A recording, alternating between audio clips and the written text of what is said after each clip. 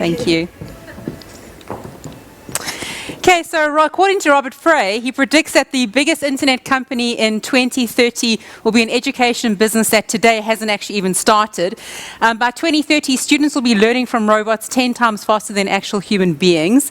CERN, if anybody hasn't heard about CERN, please go onto Google and find out a bit more. They've proven that a particle can go faster than the speed of light, which means that time travel may one day in the near future be possible. SpaceX are busy working on using space technology to be able to get us anywhere in the world within 30 minutes for the price of a domestic ticket, which means that our competition just got global. It means that we can live in LA, work in South Africa, and you can have a partner or have your kids in Singapore.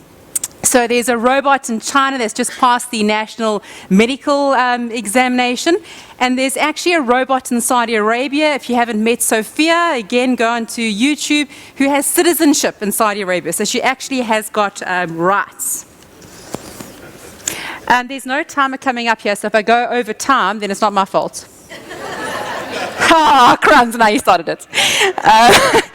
So is innovation technology? So because I have a business innovation consultancy, and what I primarily do is I do trainings for corporates on business innovation.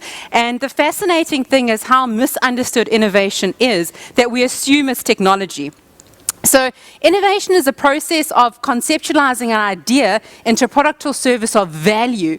And that process is very human-centric. It's human-centered. It's you actually creating an idea from one human being to an actual another human being. So technology serves to enable innovation. It is not innovation. Innovation enables or relieves a pain that actually exists in the marketplace.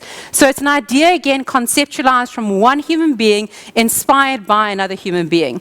So one human being has a pain, another human being has a solution that may or may not be facilitated by technology. That's actually what innovation is.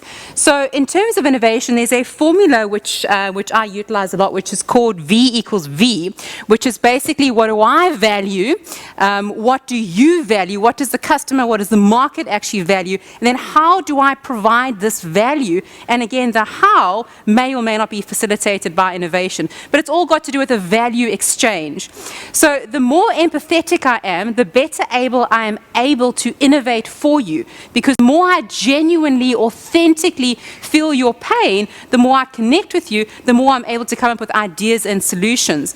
So disruptive innovation is innovation that displaces, but actually what innovation is, it's creativity. It's a way about thinking or seeing the world differently and coming up with solutions that are different to alleviate, again, an existing pain in the marketplace. So what you're doing is that is your value proposition. So you're creating value for the marketplace by alleviating an existing pain, by having empathy, by having connection, authenticity.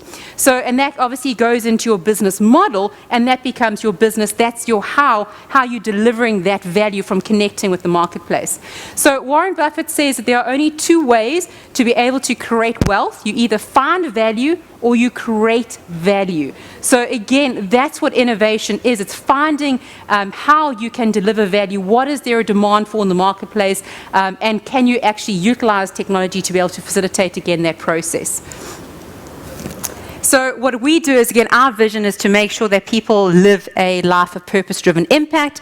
And again, that's got to do with value exchange. So it's discovering, what do I value, what's important to me, what is my market value, what's important to them, and how do I deliver that? So when you get congruency between those three as an individual in your capacity, whether you have a business or not, that's how you're actually able to innovate. So to be able to, what most people do is they start off at the wrong place. So they decide they want to profit, but what they don't realize is that to be able to profit, you need to innovate. To be able to innovate, you need to transform your mind, because innovation is all about seeing the world differently, thinking differently, creating differently. And that's why, diversity is such a powerful driver of innovation, because innovation's all got to do with ideas. And the more we see the world differently, that means you've got richer ideas, the better you're able to innovate. So try to become a person, not to become a person of success, but rather to become a person of value, where you are giving and receiving value, because that's what the marketplace actually wants. So there we go. Hey, and I made it in time.